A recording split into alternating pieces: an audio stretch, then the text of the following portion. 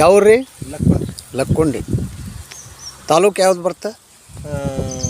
ಗದಗ ಜಿಲ್ಲೆ ಗದಗ. ಜಿಲ್ಲೆ ಗದಗ.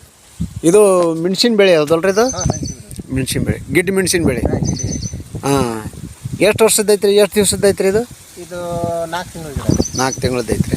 ಇದನ್ನು ಏನೇನು ಸ್ಪ್ರೇ ಮಾಡಿರಿ ನೀವು? ಇದು RPS ಫೋರ ರಿಚ್ಚು. RPS ಎಷ್ಟು ಸಲ ಹಾಕಿದ್ದೀರಿ? ಇದು 3 ಸರಿ ಹೊಡೆದೇನೆ. 3 ಸರಿ ಹೊಡೆದಿರಿ.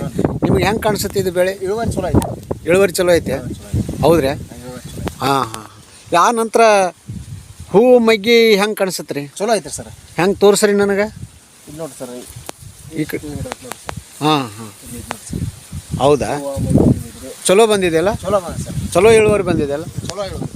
ಈ ಮೊನ್ನೆ ಕಟಾವು ಒಂದೇ ಕಟಾವು 20,000. ಹೌದ್ರಿ? 20,000. ಹೌದ್ರಿ?